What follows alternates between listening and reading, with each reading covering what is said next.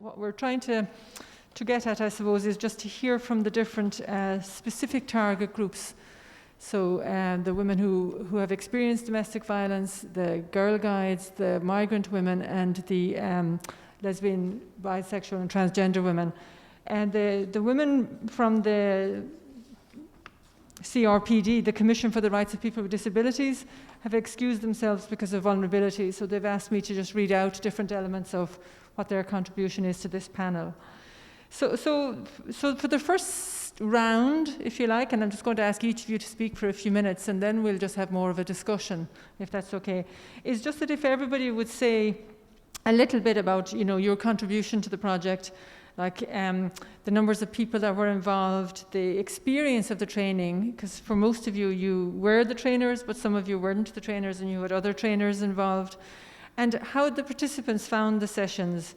And then in particular, I suppose, with my evaluator hat on, I'm quite interested in knowing how the project has contributed to the work of your organisation. So just to give a flavour, in any case, of how your contribution to the project was. So can I just start this way? Go to you, Michael. And just, of course, say who you are and where you're from. Yes.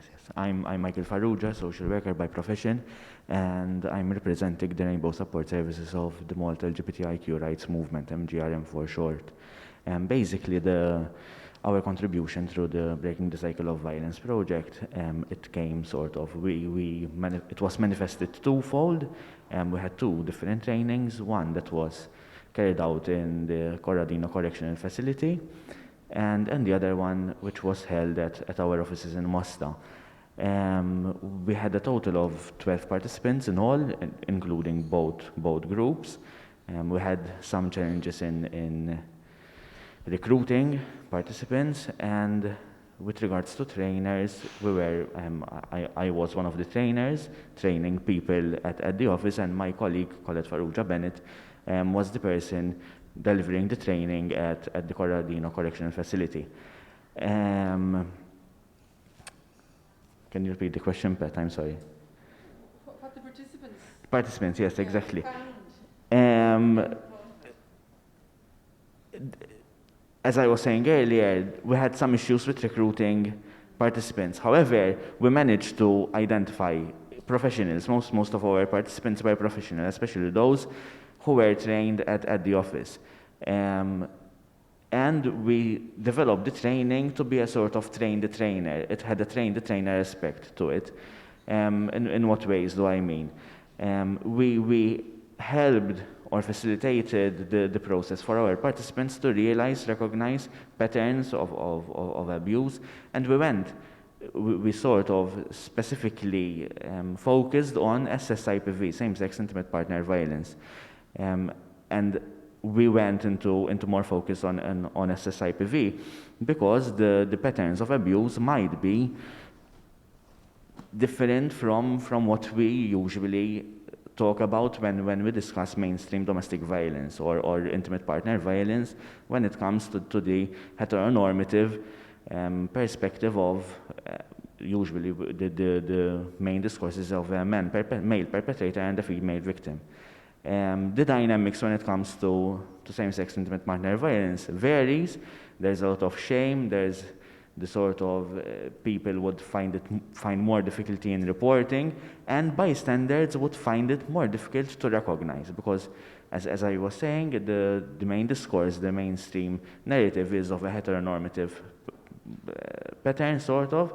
So when it comes to seeing two men or two women who are in a relationship and there might be abuse, people might not be able to recognize that. So we focused a lot on that aspect. In the training that was delivered at prison, it was more on a one-to-one basis, even because of the nature of our participants and the context where it was delivered, and it was more of a therapeutic take on the training, where there was more discussion, and we still covered some of the aspects that were covered in the training that were meant. Basically, as the way it contributed to our services, it consolidated our knowledge on SSIPV. We had a student doing a placement with us at the time who was doing her thesis on SSIPV, so that contributed a lot. In fact, she was one of our participants. And another colleague of mine, a social worker by profession as well, was also at the time supervising other dissertations dealing with SSIPV issues. And it consolidated as a team, as a service. It strengthened our knowledge of SSIPV, and I believe in long term helped us as well to be able to offer support to any clients who would come forward and encourage other professionals to join us in the future for other trainings or professionally. Okay, great. Thanks very much. Umana? Thank you very much for the opportunity. Just please press the button. Thank you. Thank you for the opportunity. I'm Umayma. I'm working with Migrant Women Association Malta. This training or our role in this project as a partner, it was the first experience for us as an organization to be trainer for this subject. So we gain knowledge, and it helps us even to build our capacity in this field. So it was very good experience. During this experience, we have being trained to be psychological trainer and intercultural trainer. And after this project, because we train 9 women, during this training, we provide for them information session to raise awareness about sexual gender-based violence, and at the same time, even stereotypes and the service that provided in Malta. These women, they gain a good experience from this opportunity, and most of them, they become like reference agent for the organization to refer cases, and there is impact in short term and in long term. In short term, most of them, how I can say, they impact in their attitude and their behavior. During this session, they understand, they gain knowledge. And for the organization, we gain really experience to be now expertise in training about sexual gender-based violence for the community leaders. And we are managed now, for example, to provide information session after we being apart from this project and learning skills in design and develop the session. Now we managed to provide information session for more than 100 representatives from community in open center and in community. And we managed even to train more than 10 women after this training. And now we have planned to provide training for trainer in collaboration with GRS and funded by UNHCR, and collaboration also with GRS and Aditos and Integra. So this project is really add a big value for Migrant Women Association, and even we are looking for continuation of this opportunity and to provide more network with domestic commissioner or with the other organization to continue this service. Great, thanks, Umana. Joyce? So I'm from the Malta Girl Guides. I form part of the team Stop the Violence. We've been working on the badge curriculum for now 10 years. Our part in the project was to train leaders and also scout leaders. So we actually trained 28 leaders in all. They delivered the curriculum to 219 children. And there was also 36 participants from Slovakia, Ireland, Greece, and UK who were here on an international camp with MCDA Sea Scouts, and they were also given the training. So overall, a total of 334 kids have done the badge curriculum. We also trained 50 youth ambassadors, and the role of the youth ambassadors was not only to be aware of the forms of violence, but also to come up with an event which was supposed to happen tomorrow. It was supposed to happen in March, and it was supposed to happen in November. But they all had to be postponed. So now we are doing this all online. We've had 2 webinars this week, which were a good success. And on Saturday, we are doing interactive workshops with 321 kids online. So that's going to be quite a day for us on Saturday. But apart from all of this, from the very beginning, we are not just about raising awareness on domestic violence. We've always raised awareness on all types of genders, and we wanted to incorporate the Scouts because we wanted the boys to feel empowered, that they can put an end to the statistic, to the stigma that all men are bad. So we wanted them to change the attitude, the way society sees men as well. Because with their contribution and learning from a young age how to treat each other, be it male to female, or male to male, or female to female, we've managed to change attitudes like the survey pointed out, and I think we did have a huge impact on all their lives. We also take part in various campaigns which are organized by WAGS. And was there anything else that you needed to know, Pat, for now, or? For now, you're good. I'm good, Yeah. all right. Josette, do you have another microphone there? Yeah, that's great. Thanks very much. Josette Stenson, Head of Home at Dar al-Tajassum, second state shelter for women and children. The main focus is that we support them over an 18-month period over their independent living. Through this project, 8 women participated, and I remember at the beginning it was a bit difficult because they all resisted, to the point that even what Dr. Dibbins mentioned, that sort of like they were questioning, but where is going to lead us, what's this? So there was a lot of fear of the unknown. And they started the sessions in the afternoon. They even had the opportunity of having child minding, because most of them, they had children. So to make it more easy for them to prepare and to participate, they had this opportunity. And obviously, I was not the trainer because they had two counselors who facilitated these sessions. But myself and the team, it was very interesting for us to observe and discuss the process.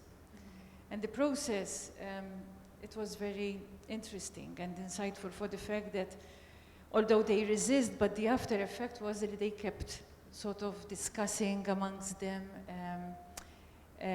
They spoke about the feeling of sitting together and listening to each other, speaking about their traumas and their situations and where they want to, sort of like their goals and where they want to reach to.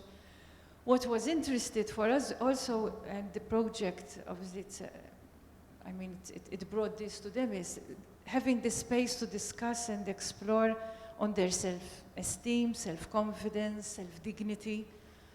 I think these are, sometimes we see them as like basic things, but it's the key for them to move forward in life. So the end result was very positive, to the point that, these 8 women, most of them are back living in community. They left the shelter, so it was 2018, and they were in the transition of moving. Sort of like when we spoke about the idea of taking what they gained and this insightful from these sessions and being together to something in the future, 3 of them, they were very willing sort of like to get back to them and sort of like we will involve them more in certain events. And that is, even for us professionals, it's very empowering as well, because it's like at times there's nothing best than when you actually hear it from the service users themselves and having them into action. And then something that I think that it made a lot of difference with them through the project is the end certificate ceremony. I think that was something we observed, that it was very supportive and helpful for them, empowering actually, when we had like one mother going up for her certificate and it's sort of like experiencing it in front of her children. I think that was a very emotional moment, and even coming to the conference today, here it's like remembering so these moments, even for me, I mean coordinating the program and seeing that these are success moments. I think it's kudos to the project as well. I mean, it was an interesting journey for the time that they've met for these sessions. Yeah, great. Thank you. Thanks, Gisette, and thanks everybody. If I could just read out a little bit about what they said from the Commission for the Rights of People with Disability, because I think it's quite interesting how, and as Andrea Dibben was saying earlier, that the training had to be so flexible because of the different needs of all the different groups. And again, that came out in the CRPD work. So, sorry, there's a long page, and I'm just trying to find, I suppose, like the pieces that are a little bit kind of more relevant to the project. They really did appreciate being part of the collaboration on the project. And while the work that they do is based on a particular law, Chapter 14 or 413 of the Laws of Malta, that's the piece of legislation that established the Commission of the Rights of People with Disabilities and worked towards the elimination of discrimination. So one of the articles in the law talks about that more awareness is required around among disabled people themselves, so that disabled people know their rights, the right not to be abused, where to seek assistance, their right to accessible services, and access to information and to communication. So that was a straight crossover from the law around people with disabilities to this project and what the aims of the project were. And there's also a need, obviously, then to have greater awareness with policymakers as well as service providers to know what their obligations are. So the training course ran for 3 hours for 4 sessions, and then there were 16 people altogether were involved. And as with all of the other groups as well, there was the individual mentoring sessions at the end of the collective work. And nearly everybody spoke about how important they found that one-to-one session so that people could talk about where were they going specifically. A couple of particular considerations that had to be done in relation to the work with this for the CRPD group was around the venue, transport, where and how the program was advertised and how it was promoted, parking spaces, sign language interpretation, and then some additional supports in relation to understanding language or registration forms. So it's quite interesting, like the range of additional supports that might be required in order to deliver on a training. So in terms of the recommendation from the research around training, we do need to take the learning, I suppose, around physical and intellectual disabilities, but then also all some of the other areas. So, you know, the time of the day, the location, and the other issues that the other groups have experienced. The training was experienced very positively, and they, in fact, actually then went on as an organisation to have a seminar to discuss disabled women and domestic violence back in November 2018. And this is because the project has extended its lifespan. An awful lot of the work with these particular target groups was done in 2018, so it can feel like an awful long time ago. And as with all of the other groups, then there is a training manual now available online so that the program could be replicated. I think, though, that everybody would say as well that maybe it would be useful if people who wanted to replicate the programs contacted you for more detail, because obviously, again, with the flexibility that was being shown in each of the programs, but also the confidentiality that was required. So some of the detail might not look huge to somebody who's not a trainer, but if you are a trainer, you will understand how to read the documents that are online. And one of the other things is that CRPD were very happy to be able to support the rest of the project in thinking about what the accessible needs might be for people with disabilities. So they, no more than the others, found it a very useful experience to be involved with the project and would be quite interested in future collaborations, which I suppose is where I wanted to go in terms of some of the other questions. CRPD is saying they would really like to bring the Agencia SAPOR and Agencia APOCH together to look to see how those two state agencies and what is the overlap there in terms of the support around a person's disability and then maybe the support that might be needed around domestic violence or intimate partner violence. And or indeed, in fact, elder abuse or child abuse, adult child if you are a disabled person dependent on your parents. So that kind of overlap was something that they would like to do, to engage in further research and also then to look with shelters and other domestic violence service providers to look to see around how to make the services more accessible. In particular, they mentioned working with police and reporting to the police or to APOCH around maybe hearing disabilities or language. So there's a number of areas around future collaboration that the CRPD can already identify. And I suppose that's then just something, and I'm sorry to be doing all the speaking, but somebody had to speak their written word. So back to you, really. So what future collaboration do you see as being possible from your work with the project? Do you see other places? So I don't know if anybody want to answer? I you think. don't have to go along the line, but you start, Michael. No problem.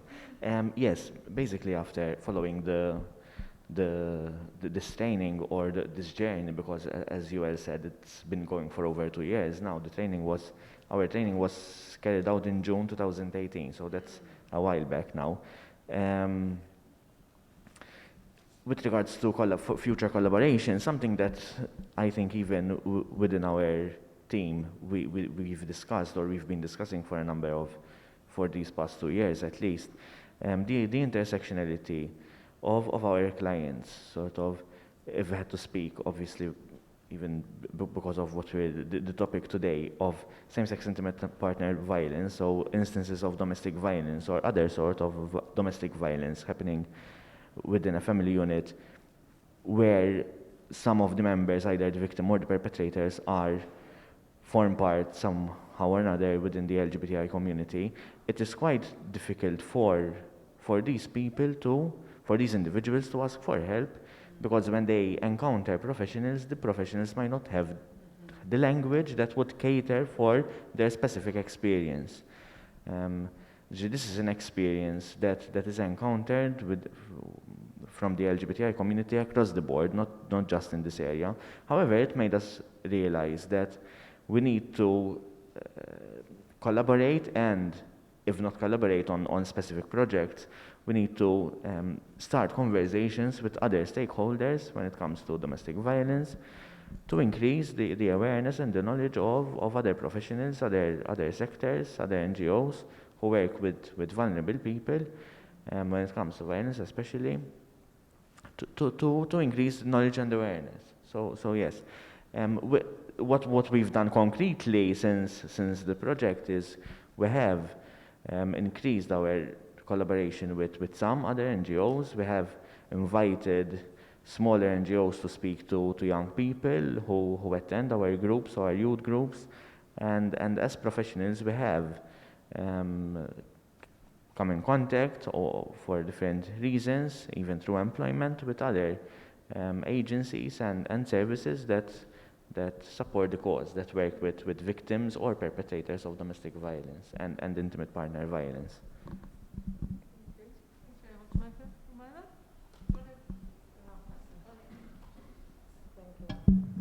I think as Michael already said, that we need to continuation of collaboration, and I think also we need to improve our network and improve our communication, and maybe even to identify our common issues. Because most of the time we are working together and we communicate together, but at the same time we didn't still identify our strengths, our weakness, our common issue, so we can start continuation of this collaboration.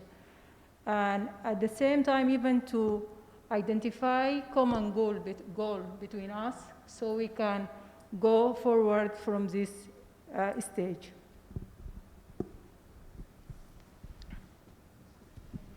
Okay, obviously we would like to continue working with the Scout group, so we can train more boys and leaders to raise awareness. We'd like to collaborate with the Commissioner, so maybe we would be able to get teachers trained. I mean, we've already started, we have trained teachers in the past during their in-service training, but we'd like to do that, you know, more in depth. We are, or let me say, I wish we would, Steve, this is coming to you, collaborate with you guys on the friendship cards, on how we can use the friendship cards to emotionally, you know, get the kids to emotionally express their feelings. I mean, we're using one of them on Saturday, actually, in one of our workshops. So maybe we can take that forward. Another thing that I'd like to maybe the Commissioner of Children and the police, to stop the importation of LOL dolls. LOL dolls, they're called. They're in the market in Malta. I don't know if any of you have heard of these dolls. They're little tiny dolls that big. All right, they're little tiny dolls with different colored hair and whatever. And if you dip them in water, the color of their hair changes or the color of their body changes. But some of these dolls, when you dip them in water, the clothes vanish. There's provocative clothing on them. There's sexual wording on them. There's dolls in handcuffs. There's a doll with Satan on the pubic area. And it's quite shocking to see, actually. And these are on sale in Malta. I know countries abroad have campaigned with the Commissioner of Children to get these dolls, you know, out of circulation.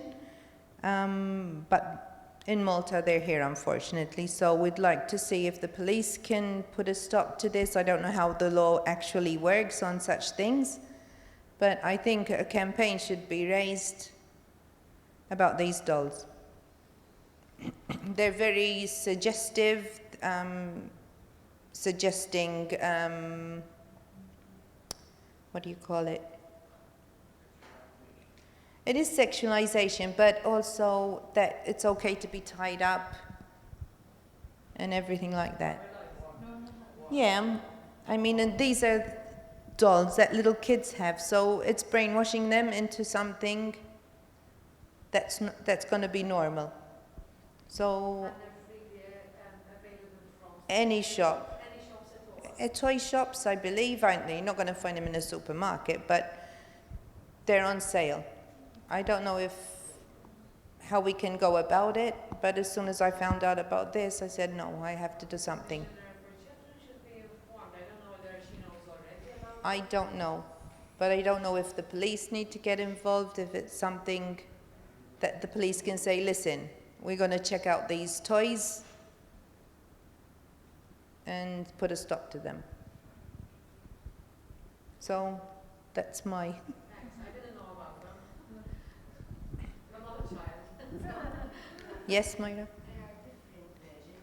Yeah, there are different versions, and there's for boys as well, I believe. But I haven't seen the ones for the boys.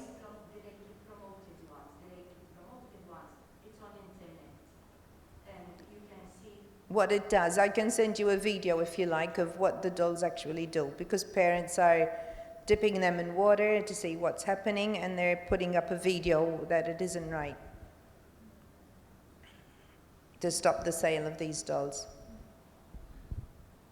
It's like grooming children. It is grooming, yes, it is grooming. When they go online, they can accept certain things. Not just online, even in a relationship.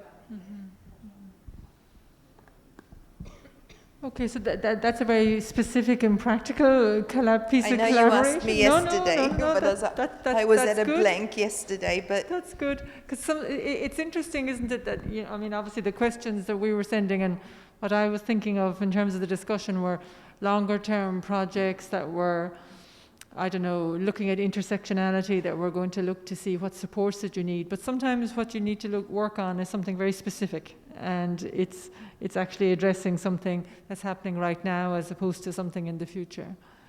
But Josette, what was your sense of what's possible in terms of collaborations with the other NGOs or with the Commission on Domestic Violence?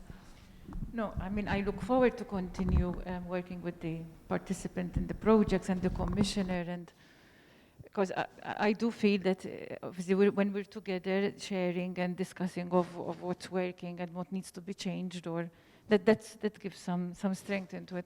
But from our side, it's also, I'd like to elaborate more on the cooperation with the Association of Employers, especially at our stage, women, when they are at that stage where they're leaving the support of the services and going back to community, having more financial security, independent living.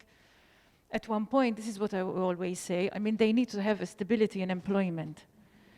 Because like even in these sessions, it came out, okay, it's good that you voice and you have goals, but in practicality, you need someone to protect, to support you actually in keeping employment. And some of the women, most of them, they don't have that support with children. So I do believe that employers, they need to also understand kind of these women from the backgrounds that they're coming, because it's okay, there are opportunities and you can find a job, but the practicality of it, of continue having the job and the hours, and so that's the more it goes, the more we as a service, we see the importance of it.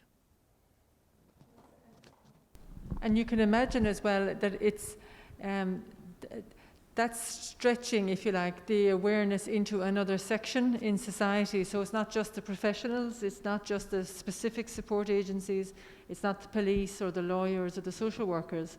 It's the day-to-day of employment. And obviously then in schools, it would be that the schools would be informed, and you know, support can come through there then, so that the parents know, that the children know, if you know, or that the teachers know that the children might be dealing with some specific trauma as well. Exactly. Because one of the things that came up on the webinar the other night, wasn't it, was that the largest number of people who are victims of domestic violence, in fact, are the children, because of the psychological impact on children of observing violence and possibly being part of it themselves, but even just that impact of the atmosphere at home, the culture at home, and the observation of violence. I think that was said on the webinar the other night. Yeah. So indeed, the employment, and how is the woman going to reintegrate her life back into ordinary society when she has been moved forward from the second stage housing. Because the stakeholders that you've mentioned, I'm sure we're going to continue working together. But when it comes to, the stakeholders is employment, the employers themselves, I think, yes, we need to delve a bit more into that. Yes, exactly. Yeah. Okay.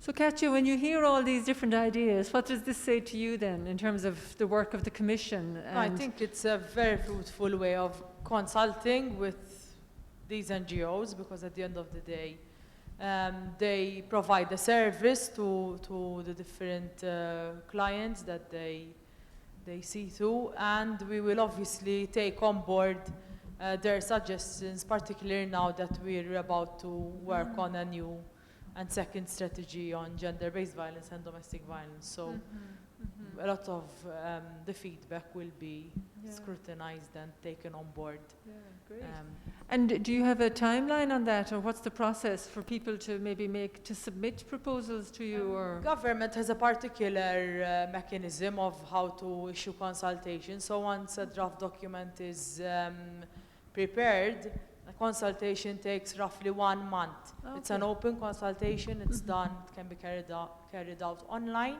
Okay. and obviously there will be a launch. A press conference to open the consultation, Oh, and then okay. everyone is invited Mhm. to submit their Mhm. views. Mhm. It could be an entity, it could be an individual, Mhm. for a whole month, and then as a And then- commission we Mm. will scrutinize that Mhm. feedback, amend if necessary, Mhm. and then Mhm. hopefully launch the document. So And what time frame are you talking about? Is it early next year? we're or- hoping by the end of this the year end to of this have year. the Okay. strategy up, the second strategy up and running. Okay, so this is the end of September, so October, November, 2 you will be months. doing the The next 2 consultation? months, yes. Okay, so then you need to watch for emails from the Commission or their website or their Facebook Yes, we page in will- terms of the We notification? might be using a specific email address Uh-huh, for consultation purposes, but our generic email address is always is available. always open in any Yes. case. Yes, okay, great. Thanks very much. In terms of the intersectionality issue, I suppose a number of you mentioned that. Did you find that that was coming up in the work much, or was it more your organisational staff yourselves or your own leaders recognise the issue? Like, did the participants actually speak about what the multiple issues were?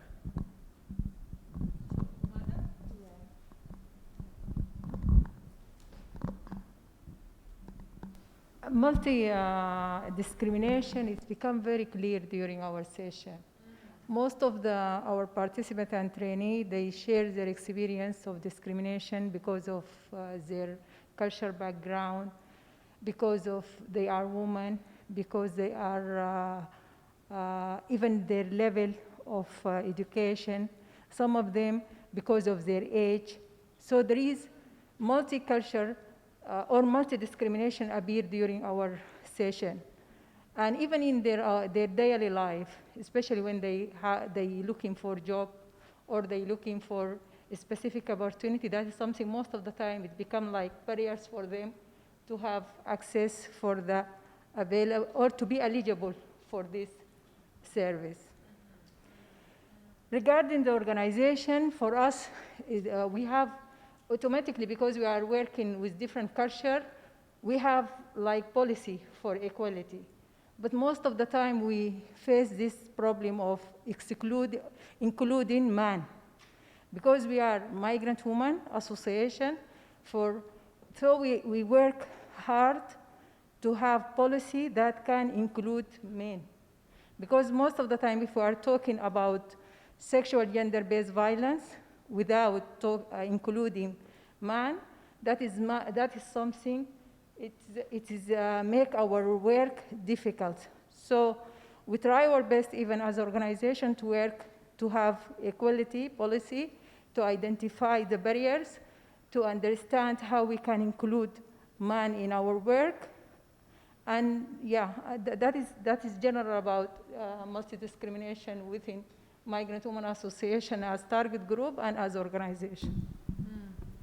And Michael, was that something, because you spoke about that within your work, that you ended up talking about intimate partner violence, but of course the thing about discrimination and intersectionality or multiple discrimination is that puts you at greater risk. It's not that just because you're a migrant person or that you're lesbian or gay that you are necessarily going to experience domestic violence, but that you would be at greater risk of social exclusion, and that the forms of violence that you can experience and the forms of discrimination, if you like, multiply, so that then maybe your work is more precarious, maybe your housing is more precarious, and that leads and lends you to then maybe being more harassed in the street. So I suppose I just thought it was interesting that with the cohort of some of the groups that you were working with, it wasn't only domestic violence or it wasn't only just intimate partner violence, but you ended up speaking about it a lot. Yes, basically, I think the intersectionality of our client group or the service users or the pool of people we had to invite to participate in this project didn't come forward because of the various discriminations that they might have faced. So some of the people we knew or were our clients who would have been ideal candidates to participate in this project did not want to come forward because they said it's challenging enough to have, for example, our relationship recognized as a relationship between two women. If I had to come to a training and expose myself to other people within the community, to other individuals within the community, and say that I was in an abusive relationship, that would already dampen or like pull backwards my status or my relationship status. Most of them would not be out to their employers, for example, or to other family members. Yes, this concept of the different facets of one's identity and how they intersect has put, at least if I had to speak from the participants who participated or who could not participate because of it, has put them at greater risk of being or has increased their vulnerability. As professionals, when we were discussing the training, even when we were meeting with Alexander during the preparation, this came up a lot. And it has also come up with the fact that our participants were professionals themselves. It has come up during the conversations and during the training, even after, during the one-to-one sessions. And each of us, both as trainers and as participants, have shared how this intersectionality has impacted on different areas or sectors in our lives, not necessarily regarding to domestic violence or intimate partner violence, but how it has increased one's vulnerability in regards to employment, for example, especially when one's sexual orientation intersects with race or religion or disability, for example, which has, if we had to speak about sexual orientation and disability in Malta, it's almost a taboo still nowadays. There's a lot of conversations going on, even collaboration with the University of Malta from MGRM to increase awareness in this regard. But yes, it's something that came up. Yeah, and I think that's been found quite worldwide and internationally. It's like that the additional factors, like what I was reading out from the CRPD group, sometimes they can be really obvious, like that you can't get access to the building, maybe if you're a wheelchair user or if you're a if you're not sighted or if you can't hear. So that some of the barriers, say like to reporting, or some of the barriers to seeking support are quite obvious ones, and then more of them then are obvious to people from particular communities, but they might be harder for professionals to actually address. So it's about the training of other professionals, and it's about then, I suppose, at least what I'm hearing you saying is that, and whether I'm right, tell me, like that there's more work then needed within the particular target communities to realise that actually they have that right to go and claim rights or to get a proper service from whoever.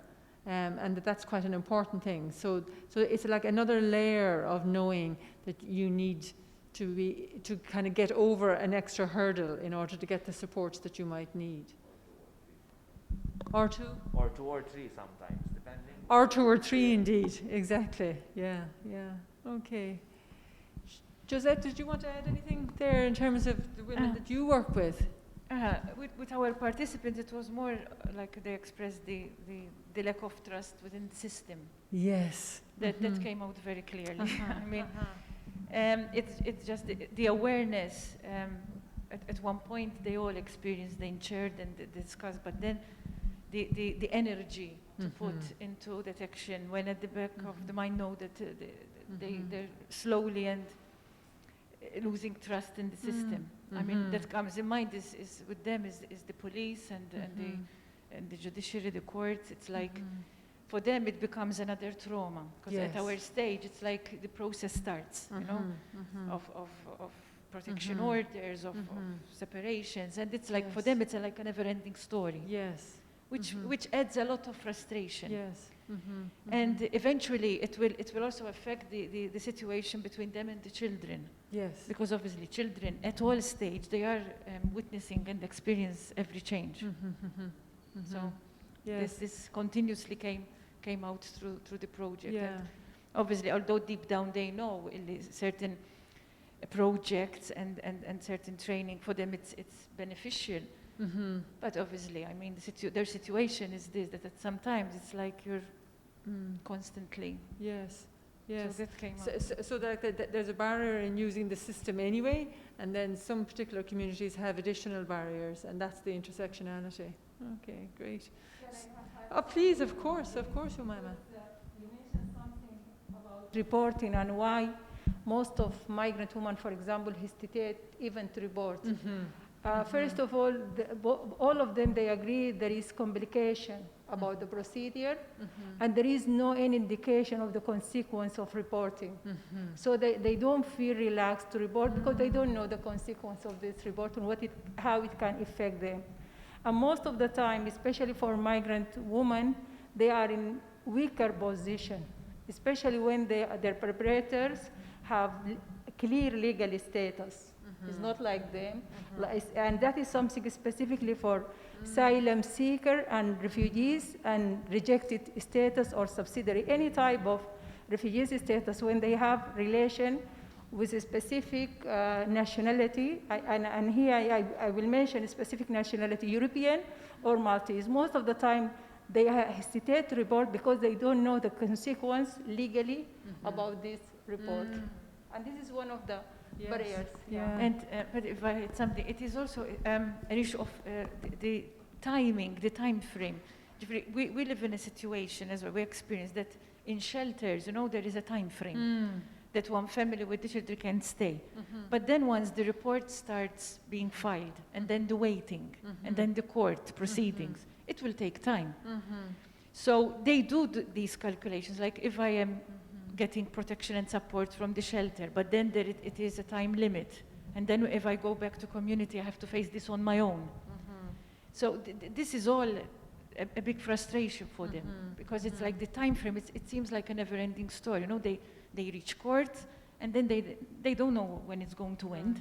One thing leads to another. Yes. So like what my colleague is saying, it's like sometimes they question, should I do it, should I not? Yes. Yes. Yes. Exactly. So that while breaking the cycle of silence in this project was concentrating on a particular level, if you like, there's other places where the cycle can get broken too, I suppose, and that would be helpful. So in terms of the system, I'm just wondering if anybody has any questions to the panel.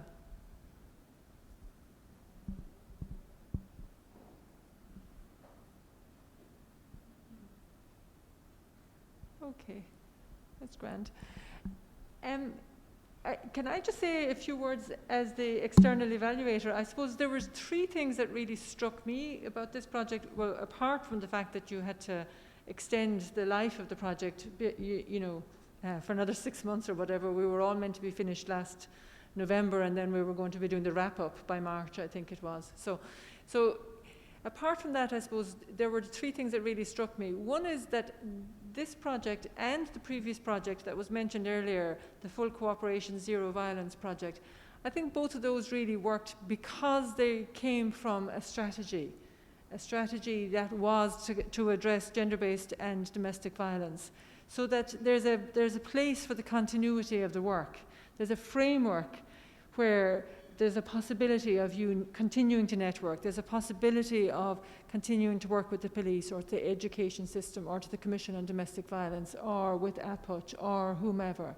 And I think that's a very important piece in terms of European funded projects, which often just go away once they're finished. They don't have another place to hang on to within a country. The second thing that people really wanted out of this project was data, and I think you have now data about Malta, and I think that's really useful.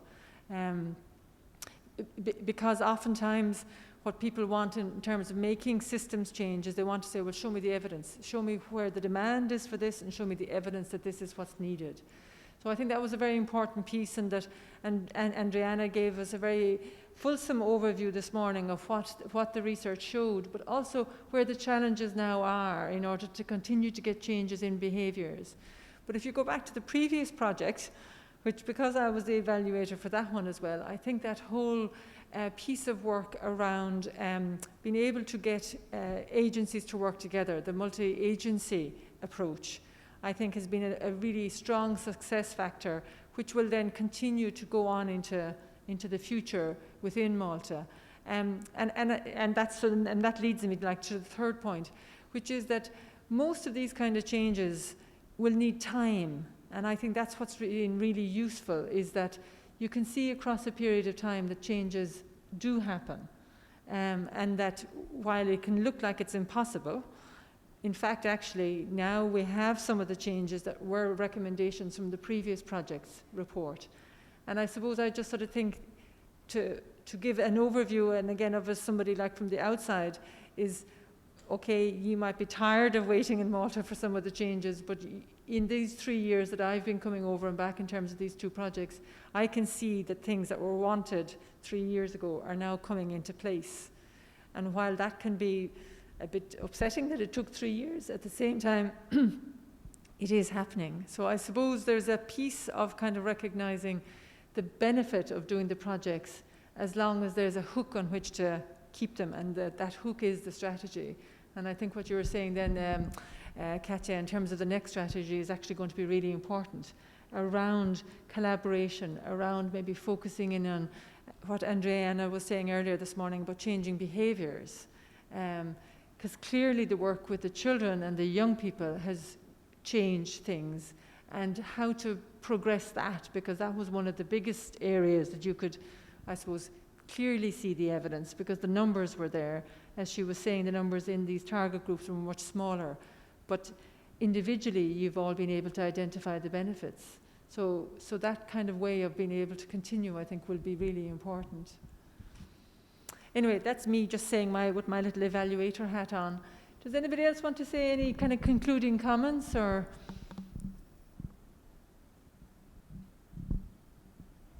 Or Commissioner, did you want to kind of say where you're all going to go now into the future? Well, I have her, let's put her on the spot. I was taking photographs and sending them. First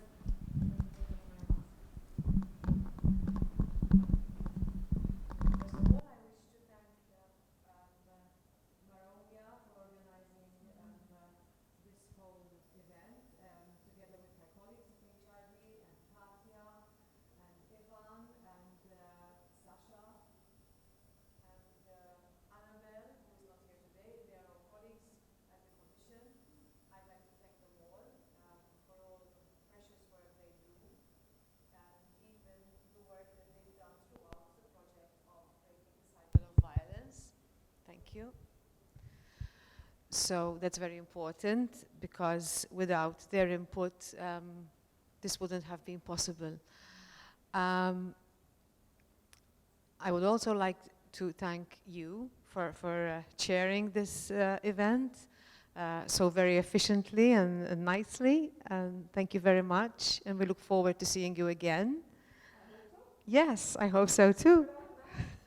Without a mask, yes, hopefully.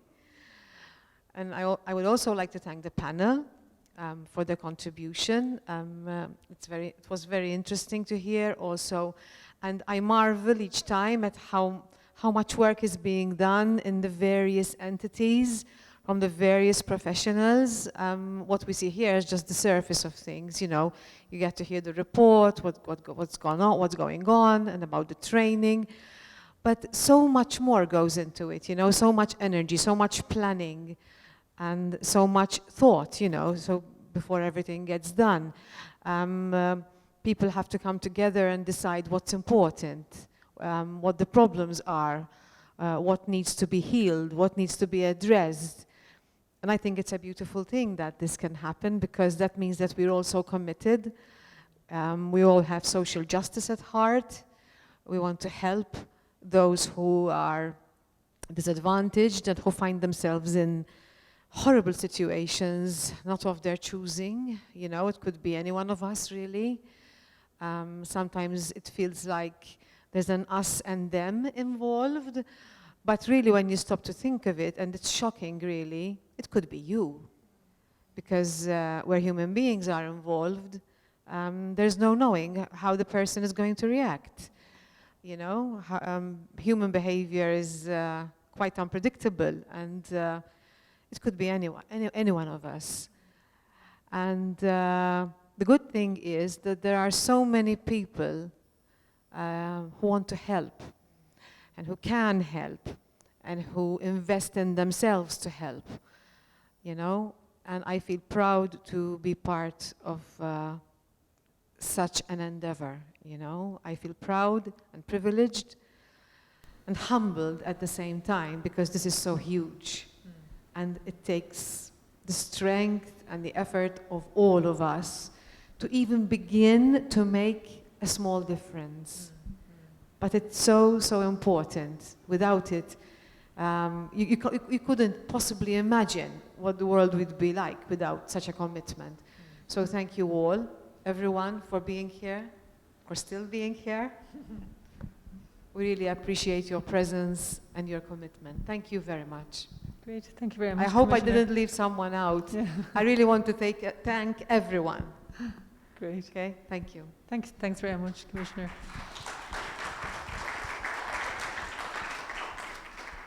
So then we'll just draw the panel to a close. Thanks very much. It was a pleasure working with you over the years. I'm sorry we weren't able to get as much time together these last couple of days, but there it is. We all know what we're now living with in terms of COVID. But it was lovely meeting you all and seeing your work. And all I can say is echo the Commissioner's words is, you know, to keep going, I suppose. And to say thanks very much to Katja for keeping it all happening. I think there's somebody very important in Malta there. Thank you.